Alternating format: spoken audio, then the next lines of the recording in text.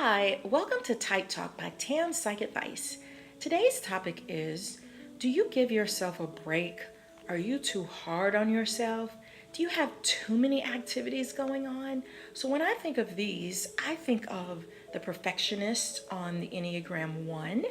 And I also think of the 3 on the Enneagram who usually has the attitude that too much work is never too much work. I also think that some of the MBTI, Myers-Briggs personality types that can be really hard on themselves are the INTJ and the ENTJ, especially. They can be pretty harsh and hard and perfectionistic and have to do things with a certain amount of accuracy. I think INFJs can also go into that perfectionistic lane where they do a lot of internal beating myself up for things, or guilt driven, or why can't I figure this out, or am I a great enough parent, or am I the best worker that I possibly can be. ENFJs can also go into that space. I think SJs like ISTJs, ISFJs, ESTJs, all of those can be pretty tough when it comes to certain rules that have to be followed, certain standards that have to be adhered to. So sometimes those standards can be too high for most people to reach.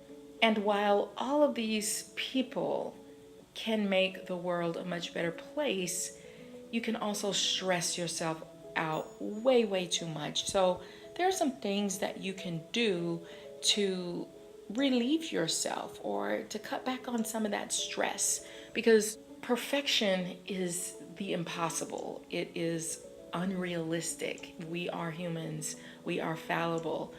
But if you strive for excellence, then that means, okay, you're doing your best, but it also means that you need to be realistic and take care of yourself and make sure that you are giving yourself breaks and times to relax. So if you have these types of tendencies where you never give yourself a break, first of all, start by giving yourself a break.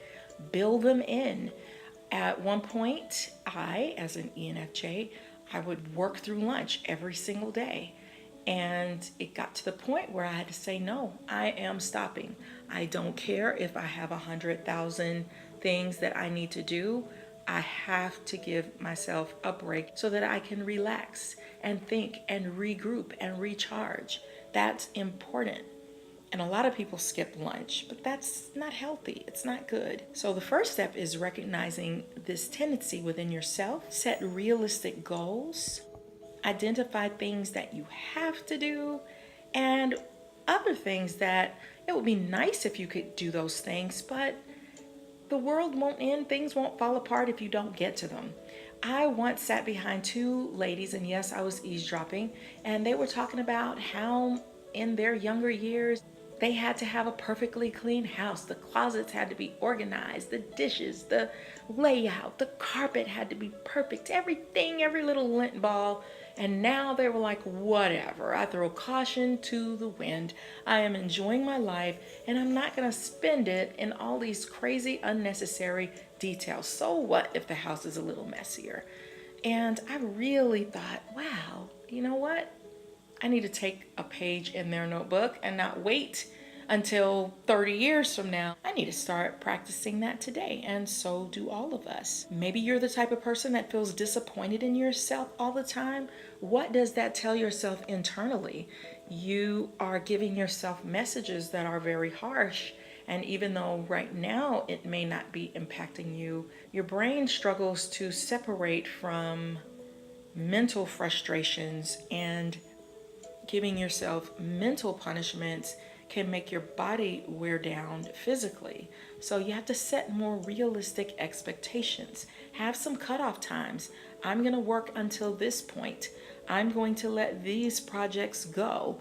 Instead of criticizing yourself, practice self-compassion. You are doing the best that you can. You are trying. You have accomplished many, many things already. Be proud of yourself instead of giving yourself a ton of negative messages every day, which many of us are great at. So instead of seeing mistakes as failure, you want to see those mistakes as opportunities to grow. Firstborn children and only children can also be candidates for perfectionism because they modeled after adults. Those were their first teachers. They didn't have another child that they were modeling after. So they also have to be careful not to be too harsh on themselves.